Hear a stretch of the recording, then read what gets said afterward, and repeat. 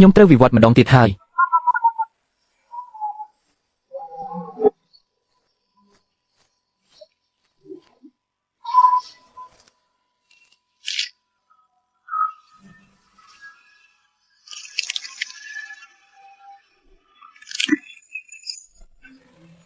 ប្រព័ន្ធរំលឹកចំណុចវិវត្តអាចប្រើដើម្បីបដូរយកជំនាញនិងសម្ភារៈបាន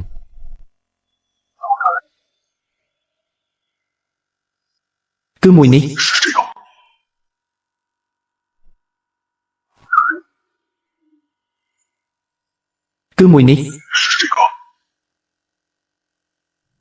សួស្តីនេះគឺជាសាស្ត្រាចារ្យលីមកពីអង្គការការពារសត្វចម្លែកអន្តរជាតិអង្គការការពារសត្វចម្លែកអន្តរជាតិសត្វចម្លែកនៅត្រូវការមនុស្សការពារទៀត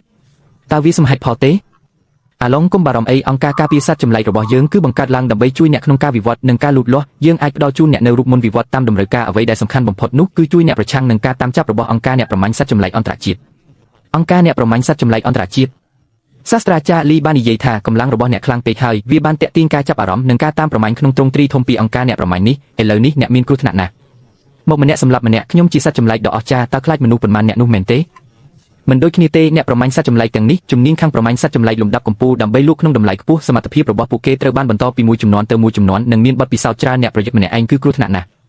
គូឡុងគម្រឹងរូអីស្ដាប់តាមសាស្ត្រាចារ្យលីទៅតើអ្នកមានគម្រោងការពារខ្ញុំដោយរបៀបណាខ្ញុំនឹងផ្ដល់អាសយដ្ឋានមួយឲ្យអ្នកព្រឹកស្អែកអ្នកមកទីនោះដើម្បីចុះឈ្មោះព័ត៌មាននិងពិនិត្យរាងកាយយើងនឹងចាត់តាំងអ្នកការពារសត្វចម្លែកពិសេសដើម្បីការពារអ្នក24ម៉ោងផ្លូវឡុងសេងលេខ65តំបន់នោះមិនមែនសុទ្ធតែជារោងចក្រដែលគេបោះបង់ចោលទេអី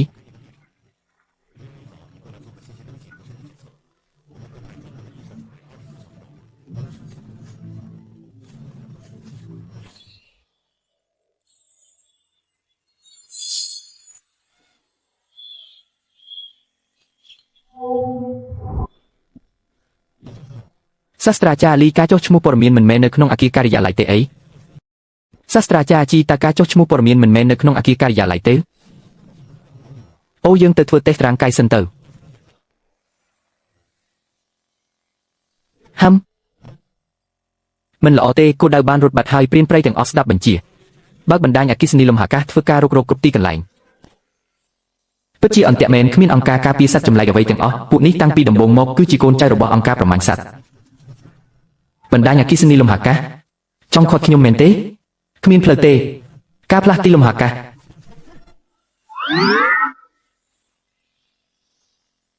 តើនេះជាកន្លែងណាខ្ញុំច្បាស់ជាបានផ្លាស់ទីទៅផ្ទះត្រកូលវ៉ាងតើកន្លែងនេះប្រកាសជាមានរៀបចំអ្វីម្យ៉ាងហើយការផ្លាស់ទីលំហាកាសមិនដំណើរការទេមើលទៅពួកនេះបានត្រៀមខ្លួនរួចជាស្រេចហើយការណែនាំពីប្រព័ន្ធប្រើប្រាស់ 0.2 ពិន្ទុវិវត្តដើម្បីប្រើជំនាញញៀនស្មារតីហៅអ្នកដទៃឲ្យជួយតើត្រូវចាប់ផ្ដើមដែរឬទេហើយឲ្យជួយមិនបាច់ពិបាកដល់ថ្នាក់នឹងទេអាឡូសាស្ត្រាចារ្យចាំងមែនទេខ្ញុំវ៉ាងហ៊ូឡុងឥឡូវនេះខ្ញុំកំពុងត្រូវបានពួកព្រានព្រៃអន្តរជាតិដេញសម្លាប់ខ្ញុំជិតស្លាប់ហើយប្រញាប់មកជួយខ្ញុំផង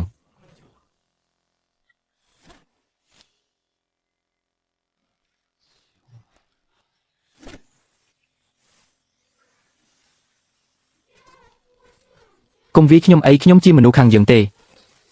ខ្ញុំក៏ជាសត្វចម្លែកដែរ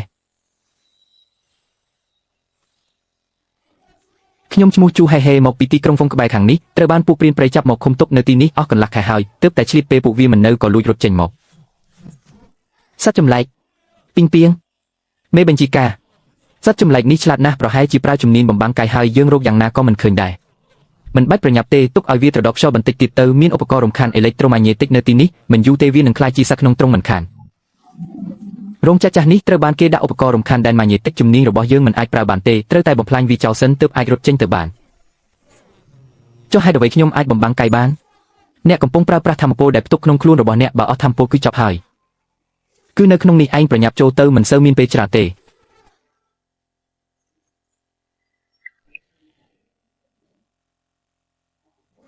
ខ្ញុំលើពួកព្រានព្រៃនិយាយថាឧបករណ៍រំខានអេឡិចត្រូម៉ាញ៉េទិកគឺនៅក្នុងបន្ទប់តែមួយគត់នៅជាន់លើបង្អស់ចែកគ្នាស្វែងរកទៅ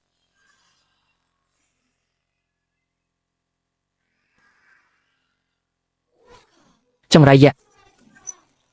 វាលោតសញ្ញាអាសន្នហើយពួកព្រានព្រៃនឹងមកចាប់ពួកយើងមិនខានតើត្រូវធ្វើម៉េចទៅសញ្ញាអាសន្នត្រូវបានបន្លឺឡើងអ្នកប្រមាញ់នឹងមកចាប់ពួកយើងក្នុងពេលឆាប់នេះតើយើងគួរធ្វើដូចម្តេចបន្ទាប់មកបំផ្លាញឧបករណ៍រំខានមុនពេលពួកគេចូលមកដើម្បីស្ដារសមត្ថភាពឡើងវិញតើអ្នកអាចបញ្ចេញសរសៃសូត្រឥឡូវនេះបានទេ ការបញ្ចេញសរសៃសូត្រមិនត្រូវការធម្មពលទេកម្លាំងនៃសរសៃសូត្ររបស់ពីងពីងខ្មៅគួរតែមានកម្រិតណាម៉េត្របិទទ្វារនេះដោយសរសៃសូត្រដើម្បីពន្យាពេលពួកគេចូលមកខ្ញុំនឹងទៅរកឧបករណ៍រំខានជាន់ខាងលើឧបករណ៍រំខានទៅជាន់ខាងលើឲ្យលឿនកុំកម្រើកបើមិនដូច្នេះទេខ្ញុំនឹងសម្លាប់នាងសរសៃសូត្រមិនអាចទប់ទល់បានយូរទេខ្ញុំបានព្យាយាមអស់ពីសមត្ថភាពហើយកុំកម្រើកកុំមកទីនេះទៀតចង់ងាប់មែនទេសមត្ថភាពត្រូវបានស្ដារឡើងវិញហើយសមត្ថភាពធ្វើដំណើរតាមលំហរបស់ខ្ញុំអាចនាំមនុស្សម្នាក់ទៅជាមួយបានតើអ្នកចង់ទៅជាមួយខ្ញុំទេមានរឿងអីទេខ្ញុំមិនអាចទៅបានទេខ្ញុំត្រូវតែជួយសង្គ្រោះសត្វចម្លែកដទៃទៀតនៅមានសត្វចម្លែកជាច្រើនទៀតនៅទីនេះខ្ញុំត្រូវបានគេឃុំឃាំងនៅក្នុងគុកកង្និតយ៉ាងហោចណាស់មាន20ទៅ30ក្បាលនៅមានកន្លែងឃុំឃាំងជាច្រើនទៀតបងប្អូនប្រុសស្រីនៅក្នុងគុកបានប្រើធម្មពលដែលនៅសល់ដើម្បីជួយខ្ញុំឲ្យរត់គេចខ្លួនខ្ញុំមិនអាចបោះបង់ពួកគេចោលបានទេឧបករណ៍រំខានត្រូវបានបំផ្លាញហើយពួកគេគួរតែទទួលបានសមត្ថភាពឡើងវិញទីនេះមិនអាចឃុំឃាំងពួកគេបានទេវានឹងគ្រោះថ្នាក់ខ្លាំងណាស់ប្រសិនបើអ្នកត្រឡប់ទៅវិញម្នាក់ឯងឥឡូវនេះមានកាំភ្លើងអេឡិចត្រូម៉ាញ៉េទិកធម្មពលខ្ពស់នៅក្នុងគុកនៅពេលដែលលីខេសរកឃើញថាសត្វចម្លែកមិនអាចគ្រប់គ្រងបានគាត់នឹងបើកកាំភ្លើងអេឡិចត្រូម៉ាញ៉េទិកដើម្បីកំទេចសត្វចម្លែកទាំងអស់ភ្លាមខ្ញុំនឹងទៅជួយសង្គ្រោះមនុស្សជាមួយអ្នកពិតមែនឬខ្ញុំចង់ឲ្យមនុស្សអាក្រក់ទាំងនេះសោកស្ដាយដែលបានចាប់ខ្ញុំមកទីនេះសាស្ត្រាចារ្យឡយនិងអ្នកផ្សេងទៀតបានទៅជាន់ខាងលើហើយការការពារនៅខាងគុកត្រូវបានពង្រឹងមិនទាន់មានចលនាអ្វីនៅឡើយទេនឹកស្មានមិនដល់ថាពីងពីងខ្មៅអាចរត់គេចខ្លួនបានប្រាប់អ្នកនៅក្នុងគុកថាឲ្យតែឃើញនាងត្រឡប់មកវិញត្រូវបើកកាំភ្លើងអេឡិចត្រូម៉ាញ៉េទិកទំនើបភ្លាមបាទនេះគឺមេបញ្ជាការមាននរណាម្នាក់មកសួរសុខទុក្ខនៅមាត់ទ្វារដោយអះអាងថាជាសាស្ត្រាចារ្យយ៉ាងមកពីវិទ្យាស្ថានជីវសាស្ត្រខ្យល់ជើងតើគាត់មកធ្វើអ្វីតោះទៅជួបគាត់ខាងមុខគឺជាគុកហើយកាំភ្លើងអេឡិចត្រូម៉ាញ៉េទិកស្ថិតនៅចុងបញ្ចប់នៃគុកក្រោមដី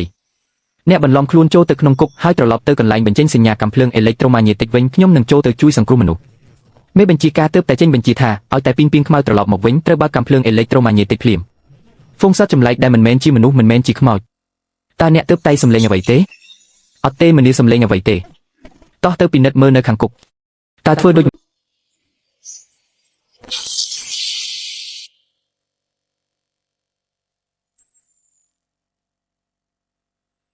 គីស្ប៉ូណាទេមិនមែនគីស្ប៉ូណាទេ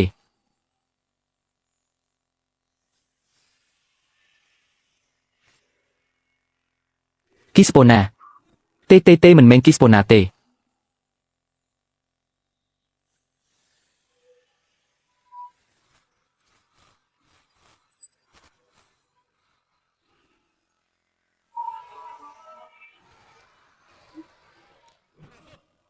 លូកាសអញបដូរហើយ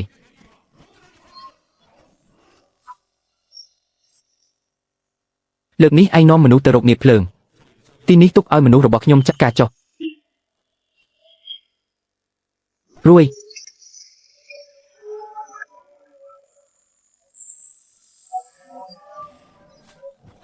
នាគភ្លើងសត្វចម្លែកក្នុងរឿងព្រេងនិទានភ្នែកខ្ញុំមិនច្រឡំទេមិនបានឃើញសត្វខ្លាំងបែបនេះច្រើនថ្ងៃហើយមិននឹងអាចទៅរួចទៅយើងនៅមានឱកាសក្រោយទៀតពួកយើងក៏ប្រញាប់ទៅដែរ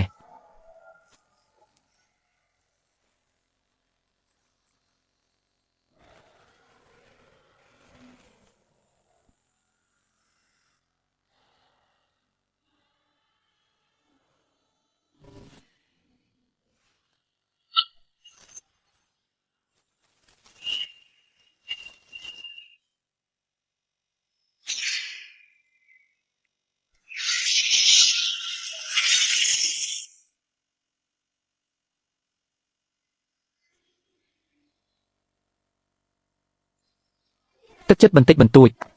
ថ្ងៃក្រោយបើមានរឿងអីគ្រាន់តែដុតសរសៃពីងមួយសរសៃខ្ញុំនឹងមកជួយអញភ្លាមលើកនេះអរគុណច្រើនដែលបានជួយជីវិតពួកយើងលើកនេះអរគុណនាគភ្លើងយើងបានកំទេចមូលដ្ឋានសម្ងាត់របស់អង្គការប្រមាញ់សត្វចម្លែកអន្តរជាតិនៅទីក្រុងហ៊ូឆាងហាយខ្ញុំក៏ត្រូវបានដំឡើងឋានៈជាប្រធានដែរពីថ្ងៃនេះទៅរឿងសត្វចម្លែកគឺខ្ញុំជាអ្នកទទួលខុសត្រូវនៅក្នុងជញ្ជីងរបស់ជីមេលីនក្រៅពីការរកឃើញសេរ៉ូបំផ្លែងក៏បានរកឃើញសមាសធាតុជីវសាស្ត្រនៃធម្មពលគ្មានដែនកំណត់មួយប្រភេទទៀតដែលមានជំនួយយ៉ាងខ្លាំងដល់ការព្យាបាលដុំសាច់របស់មនុស្សចុះឥឡូវលីនជាណានណែណាកុំបារម្ភអីឥឡូវនេះលីនជាណានត្រូវបានឃុំខ្លួនក្នុងពន្ធនាគារហើយត្រូវបានបំឈាមធ្វើពិសោធន៍ជាប្រចាំចំណែកឈិនសៀបត់ល្មើសសម្លាប់មនុស្សត្រូវបានកំណត់រួចហើយសារក្រុមប្រហារជីវិតនឹងត្រូវចេញក្នុងពេលឆាប់នេះល្អណាស់សម្រាប់គូស្នេហ៍ដែលមានចិត្តអាក្រក់ដូចសត្វធាតុទាំងពីរនាក់នេះទីបំផុតក៏ទទួលបានកម្មផលហើយតើរបបអាហាររបស់អ្នកទោសនាពេលថ្មីនេះធម្មតាដែរឬទេ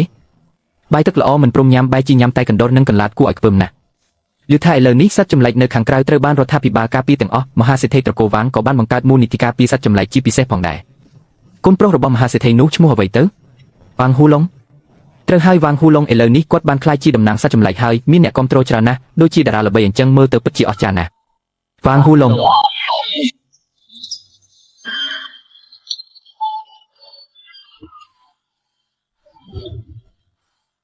អញគឺជាលីនជាណានដែលបានផឹកសេរ៉ូបំផ្លែងហើយក្លាយជាសត្វចម្លែកដោយស្ម័គ្រចិត្តមែនទេតើលោកជាអ្នកណាខ្ញុំគ្រាន់តែចង់សួរអញថាតើអញស្អប់វ៉ាងហ៊ូឡុងទេវ៉ាងហ៊ូឡុងស្អប់ដល់ឆ្អឹងល្អណាស់ឥឡូវនេះមានឱកាសមួយយើងអាចជួយអញសម្លាប់វាបានតើអញព្រមទេតើឲ្យខ្ញុំធ្វើដូចម្ដេចនេះគឺជាសេរ៉ូមពង្រឹងដែលចម្រាញ់ចេញពីឈាមរបស់សត្វចម្លែកកម្ពុជាជាង100ប្រភេទវាអាចកែប្រែចនាសម្ព័ន្ធរាងកាយរបស់អញទាំងស្រុងឲ្យក្លាយជាសត្វចម្លែកលំដាប់កំពូលទៅចុះចាប់វ៉ាងហ៊ូឡុងទាំងរស់មកឲ្យខ្ញុំទៅចុះចាប់វ៉ាងហ៊ូឡុងទាំងរស់មកឲ្យខ្ញុំ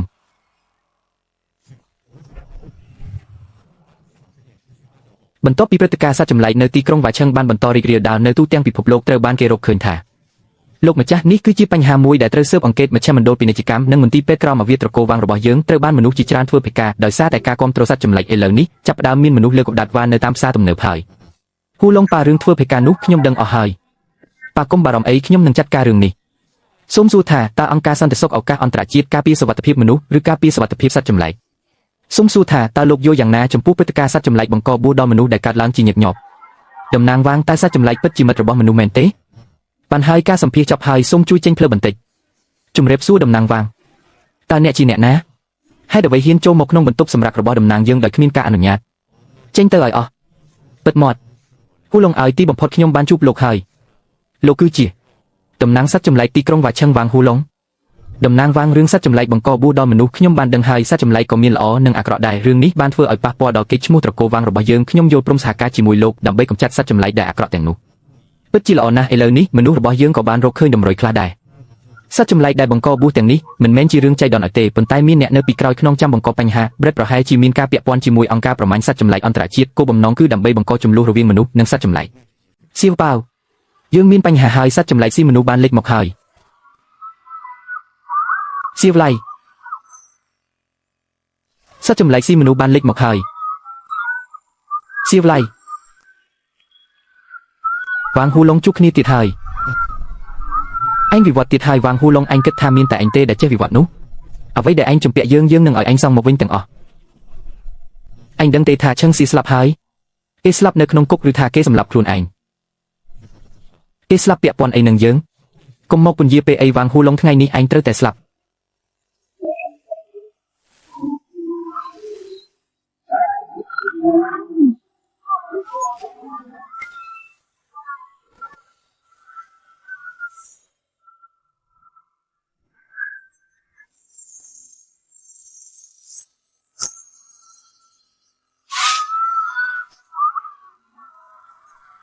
ហាហាហា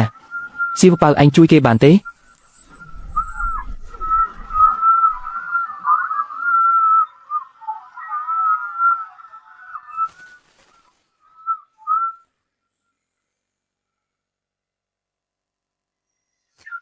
ជួបគ្នាវិញនៅកន្លែងដែលអញធ្លាប់ចាញ់យើង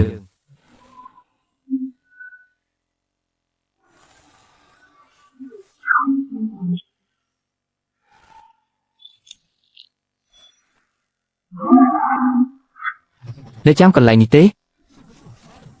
នេះមិនមែនជាកន្លែងដែលយើងសម្រាប់អញទេអីការនោះឯងគ្រាន់តែជាសម្រាប់ម្នាក់ប៉ុណ្ណោះមិនយូរទេកន្លែងនេះនឹងក្លាយជាភ្នូររបស់ឯងអញ្ចឹងចាំមើលថាឯងមានសមត្ថភាពឬអត់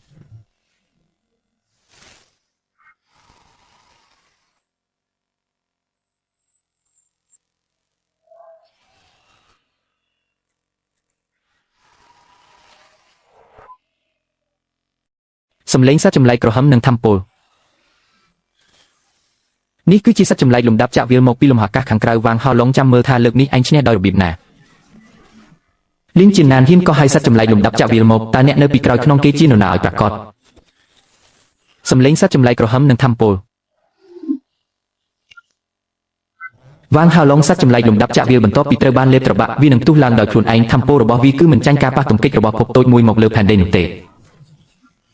លេបទៅលេបកាន់តែច្រើនស្លាប់កាន់តែលឿនមកហើយផ្ទុះទៅវ៉ាងហោឡុងប្រហែលជាឆ្អែតពេកហើយមិនក៏អាចទៅរួចហេតុអ្វីមិនផ្ទុះម្ចាស់បានលេបត្របាក់សត្វចម្លែកចាក់វាលចំនួន20ក្បាលតើត្រូវចាប់ដើមការវិវត្តលើកទី10ដែរឬទេ វិវត្តសំឡេងដំណើរការវិវត្ត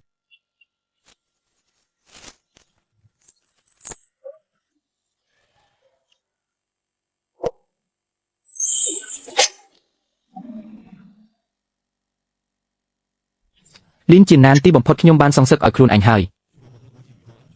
យោងតាមការស៊ើបអង្កេតរួមគ្នារបស់យើងនិងអង្គការសន្តិសុខចក្រវាលអន្តរជាតិបានរកឃើញថាអង្គការអ្នកប្រមាញ់សត្វចម្លែកអន្តរជាតិនិងសត្វចម្លែកក្រៅភពលំដាប់ចក្រវាលមានទំនាក់ទំនងគ្នាជាសម្ងាត់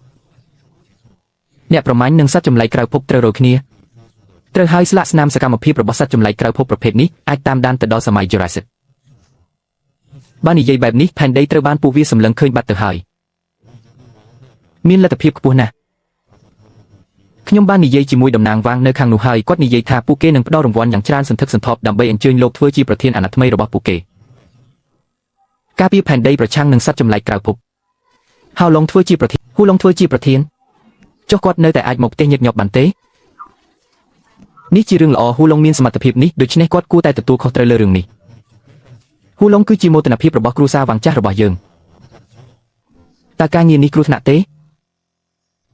ម៉ាក់កុំបារម្ភអីជាមួយនឹងសមត្ថភាពបច្ចុប្បន្នរបស់ហ៊ូឡុងគុំថាឡើយពិភពលោកទាំងមូលសកលលោកទាំងមូលពិបាកនឹងរកគូប្រជែងសម្រាប់គាត់ណាស់ហាហាហ៊ូឡុងបន្ទាន់បានរកឃើញថាកំពូលសត្វចម្លែកក្នុងលំហកំពុងខិតជិតមកដល់ផែនដីនៅសល់24ម៉ោងទៀតមុនពេលចុះចតបានរកឃើញថាកំពូលសត្វចម្លែកក្នុងលំហកំពុងខិតជិតមកដល់ផែនដីនៅសល់24ម៉ោងទៀតមុនពេលចុះចតស្អីប្រមូលផ្ដុំកំពូលសត្វចម្លែកផែនដីឲ្យបានលឿនហើយទប់ពួកគេទុកប៉ុន្តែគោលសម្ព័ន្ធសត្វចម្លែកផែនដីនាពេលបច្ចុប្បន្ននេះមិនចង់បង្ហាញខ្លួនទេនៅរីប៉ាយពេញផ្ទៃប្រទេសមិនដឹងថាអាចប្រមូលផ្ដុំទាន់ពេលឬអត់ទេឲ្យផែនទីចែកចាយសត្វចម្លែកមកខ្ញុំសរុបមានសត្វចម្លែក109 768ក្បាលក្នុង235គោលសម្ព័ន្ធក្នុងតំបន់ធំទាំង3នៃពិភពលោកក្នុងចំណោមពួកគេច្បាស់ជាមានគោលសម្ព័ន្ធជាច្រើនដែលប្រឆាំងនឹងមនុស្សតើយើងអាចប្រមូលផ្ដុំពួកគេក្នុងរយៈពេល1ថ្ងៃដោយរបៀបណាបាទអូយ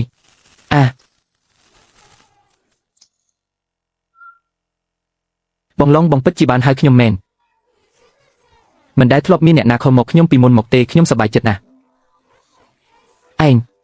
ឯងកុំចាត់ពីងទាំងនេះចេញសិនទៅខ្ញុំខ្លាចពីងណាស់បងខ្លាចរបស់ទាំងនេះមែនទេទាំងនេះសុទ្ធតែជារបស់ខ្លាយទេខ្ញុំបានរចនាបែបផែនពិសេសសម្រាប់ពេលបង្ហាញខ្លួនឡើយទេ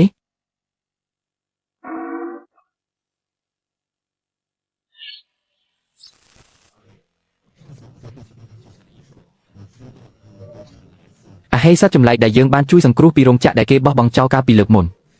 តើឯងដឹងថាពួកគេមកពីគោលសម្ព័ន្ធណាខ្លះទេសត្វចម្លែកដែលពួកគេចាប់បានគឺចម្រុះគ្នាណាស់ភាគច្រើនមិនមែនមកពីគោលសម្ព័ន្ធតែមួយទេខ្ញុំចាំថាបងធំខ្លះបាននិយាយថាមានសត្វចម្លែកច្រើននៅក្នុងតំបន់ដើមក្រៅពីនោះមានតែ2ឬ3ក្បាលប៉ុណ្ណោះដែលមកពីតំបន់ខាងក្នុងយើងត្រូវប្រមូលផ្ដុំគោលសម្ព័ន្ធសត្វចម្លែកទាំងអស់នៅក្នុងតំបន់ធំទាំង3ក្នុងរយៈពេល24ម៉ោង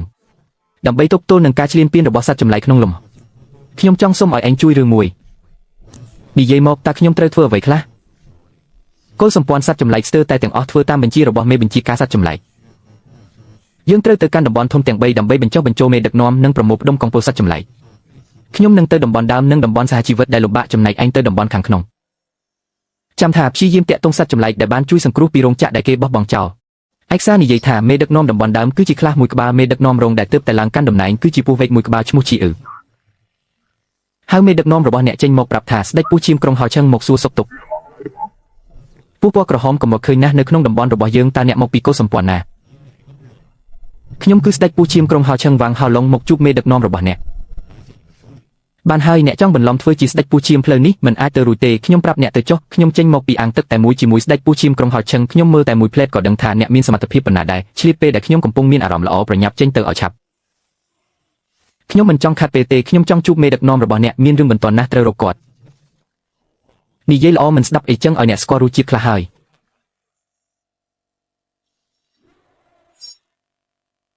មនុស្សអើយ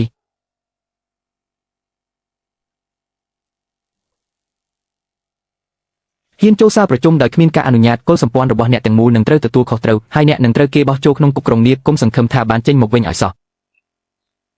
មានរឿងអីជា មេដឹកនាំម្នាក់នេះបន្លំធ្វើជាស្ដេចពូឈៀមក្រុងហោះឈឹងហ៊ានចូលសារប្រជុំដោយគ្មានការអនុញ្ញាតនេះមិនមែនជាលើកទី1ទេលើកនេះត្រូវតែដាក់ទោសឲ្យធ្ងន់ដើម្បីជាការប្រមានខ្ញុំគឺស្ដេចពូឈៀមក្រុងហោះឈឹងវ៉ាងហោឡុងលើកនេះតំណាងឲ្យអង្គការសន្តិសុខសកលលោកមកសួរសុខទុក្ខមេដឹកនាំខ្លះដើម្បីពិភាក្សាអំពីការបង្កើតកងទ័ពសត្វចម្លែកបងឡងមេដឹកនាំនៅមិនទាន់ឲ្យបងឡងទៀតគាត់គឺជាអ្នកដែលបានជួយសង្គ្រោះជីវិតខ្ញុំនៅក្រុងហោឈឹងកាលពីលើកមុនវ៉ាងហោឡុងគាត់មិននឹងអាចពិតជាស្ដេចពូឈៀមក្រុងហោឈឹងមែនឬ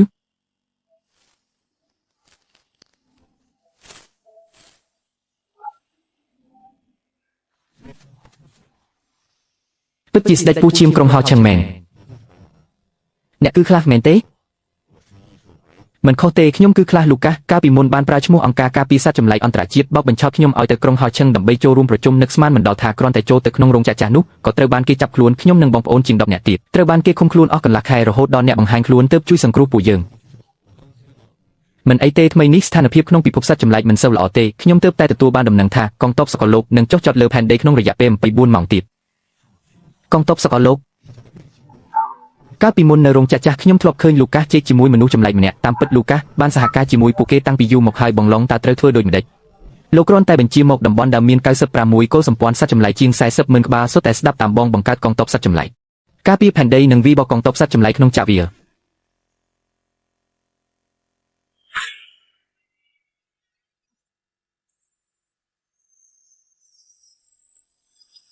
បញ្ជាឲ្យគោលសម្ព័ន្ធទាំងអស់របស់យើងដឹកនាំសមាជិកគោលសម្ព័ន្ធទៅជួបជុំគ្នានៅទីក្រុងហ៊ូឈឹង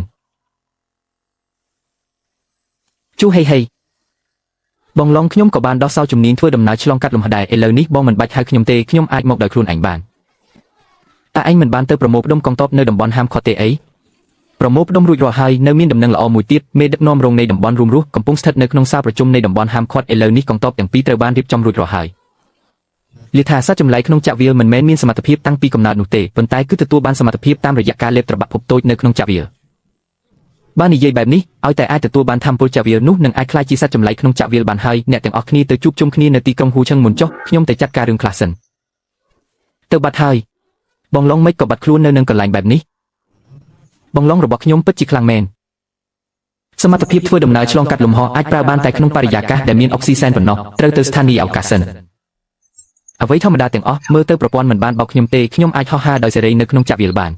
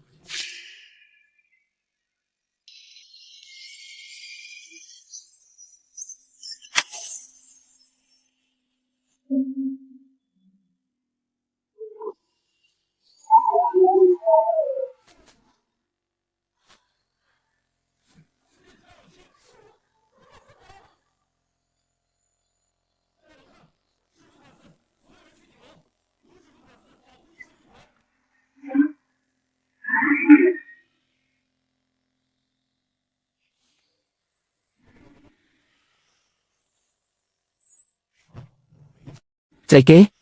ខ្ញុំមិនបានបញ្ជាឲ្យវាប្រហារទេវ៉ាងហោឡុង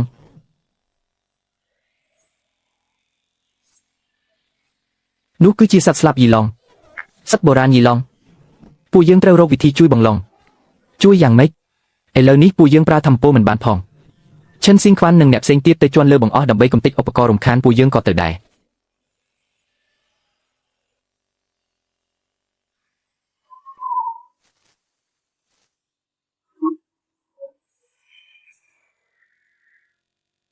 បច្ចេកទេសនេះពិតជាល្បិចរបស់ក្រុមហ្វុងហាមែនសត្វចម្លែកមកពីក្រៅភពមិនមានអ្វីប្លែកទេ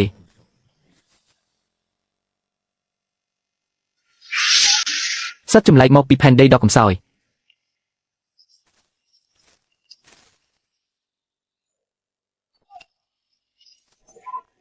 គឺពួកឯងទៀតហើយការពារឧបករណ៍រំខានឲ្យល្អខ្ញុំនឹងទៅដោះស្រាយជាមួយពួកគេខ្សែពូដែលដុសចេញពីខ្លួននឹងបញ្ចេញជាពលធ្វើឲ្យស្ពឹកមិនយូរទេរាងកាយរបស់ឯងនឹងស្ពឹកទាំងស្រុង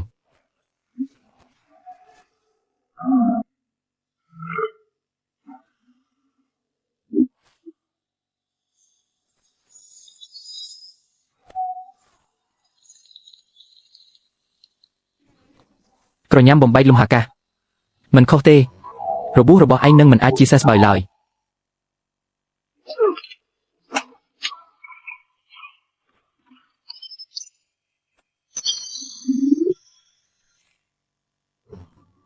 មិនដែរស្រឡាំងកាំងហើយមែនទេធម្មពលចាវារបស់ឯងសំបីតែស្បែករបស់ខ្ញុំក៏ធ្វើអ្វីមិនបានផងឥឡូវនេះដល់វេនឯងភ្លុះរសជាតិរបស់ខ្ញុំម្ដងហើយ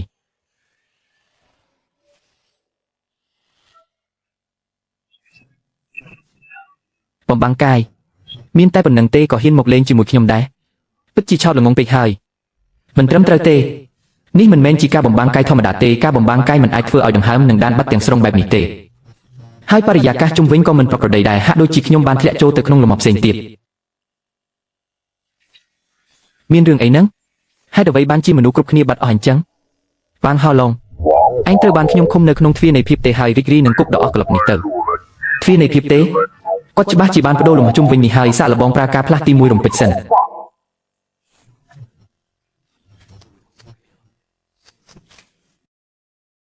ខ្ញុំមានអារម្មណ៍ថាលំហជុំវិញបានផ្លាស់ប្ដូរហើយសាក់លបងប្រើការផ្លាស់ទីភ្លាមសិន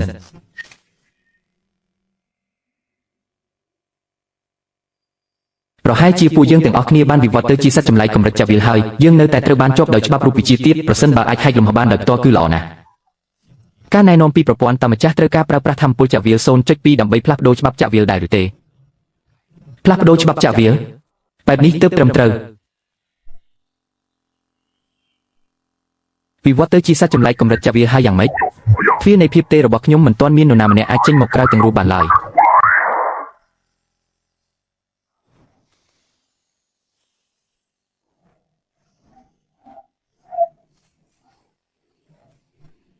តើខ្ញុំមើលច្រឡំមែនទេហេតុអ្វីបានជាបងឡុងបាត់ខ្លួនហើយទ្វារនៃភាពទេរបស់យីឡុងអាចធ្វើឲ្យអ្វីទាំងអស់បាត់ពីពិភពលោកនេះហើយមិនអាចត្រឡប់មកវិញបានឡើយវ៉ាងហោឡុងគេចាប់ហើយហាហាពួកយើងត្រូវតែទៅជួយបងឡុងកុំទៅខាងលើនោះគ្រោះថ្នាក់ណាស់ចុះត្រូវធ្វើដូចម្ដេច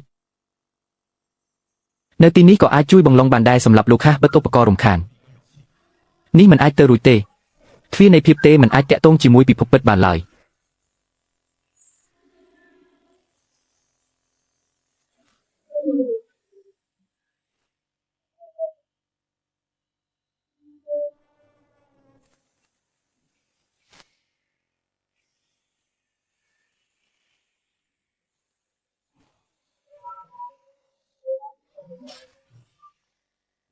មិនអាចទៅរួចទេ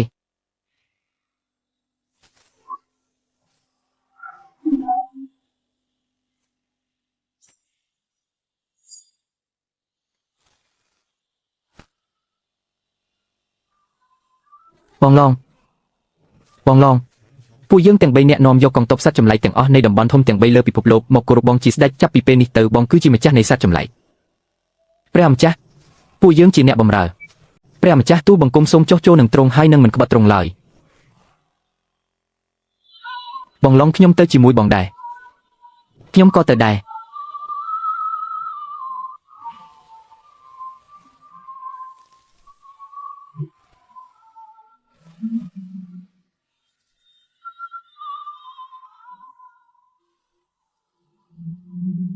សត្វមានជីវិតកម្រិតទាបដែលមានធម្មពលខ្សោយសូម្បីតែស្រទាប់បរិយាកាសក៏មិនអាចចេញរួចផងចង់ដេញតាមខ្ញុំមែនទេពិតជាល្ងងខ្លៅណាស់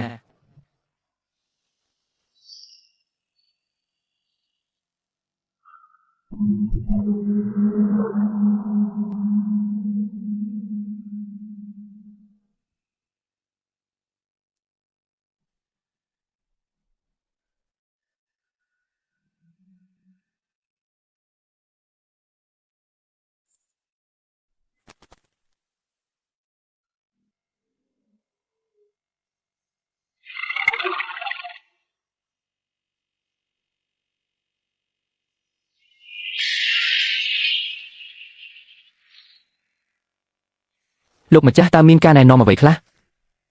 ប្រមូលផ្ដុំកងទ័ពជាបន្ទាន់ដើម្បីកម្ចាត់ហ្វូងសត្វចម្លែកនៅលើផែនដីដោះសោបេសកម្មចុងក្រោយការរួមបញ្ចូលគ្នានៃសកលលោកបេសកម្មចុងក្រោយគឺស្វែងរកផែនទីបញ្ញានៃជីវិតប្រសិនបើបេសកម្មបរាជ័យម្ចាស់នឹងត្រូវប្រឈមមុខនឹងការកម្ចាត់ដោយប្រព័ន្ធសូមម្ចាស់ជ្រើសរើសដោយប្រុងប្រយ័ត្នថាតើត្រូវទទួលយកល្អ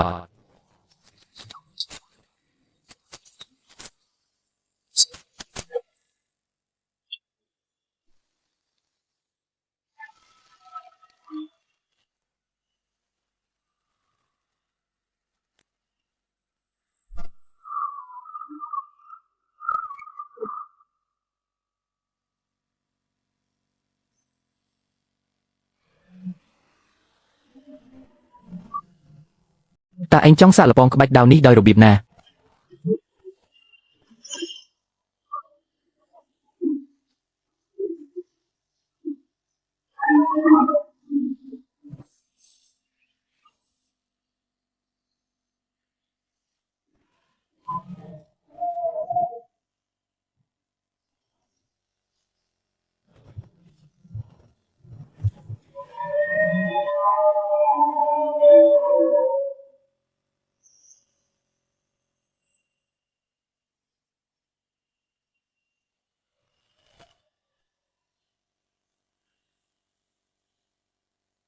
គាត់ពិតជាអាចប្រើកម្លាំងលំហដើម្បីបំបែកបំណែកទាំងអស់ចូលទៅក្នុងអាវុធនៃលំហដែលរហែកស៊ីវឡានខ្ញុំមានគម្រោងមួយ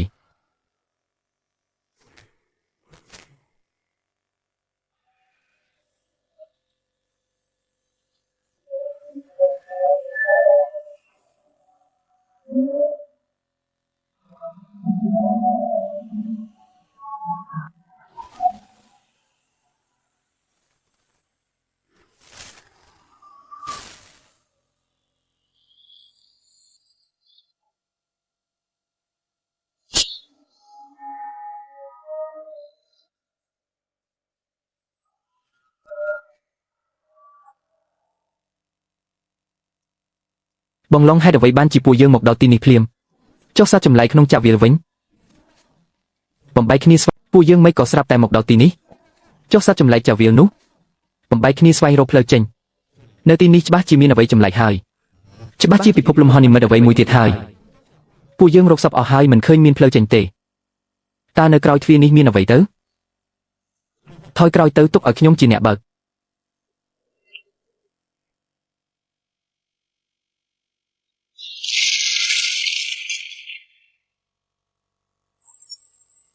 ជួយខ្ញុំផង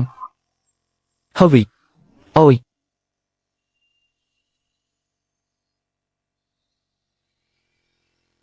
ហុងកប្រយ័ត្នហុងក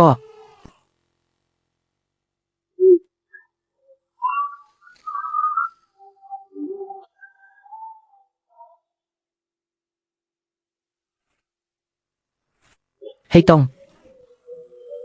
មកនេះមក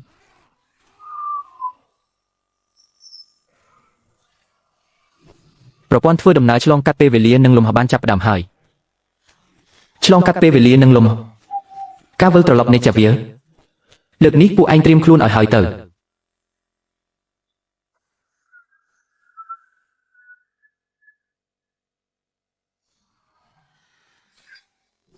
បេសកកម្មចុងក្រោយបានបញ្ចប់ការពីសន្តិភាពចាវាការអភិវឌ្ឍពេញលេញបានចាប់ផ្ដើមក្មេងម្នាក់នេះពិតជាពូកែញ៉ាំមែងហុងកមិនមែនទេដឹងមានសត្វចម្លែកក្រៅភពឆ្លងកាត់ទៀតហើយមិនក៏រដងឲ្យខ្ញុំទៅល្បាតនៅស្រទាប់បរិយាកាសអញ្ចឹងផ្កាយរណបសម្រាប់ច្រើនជាងខ្ញុំទៀតប៉ាម៉ាក់កុំចាំខ្ញុំញ៉ាំបាយអីណា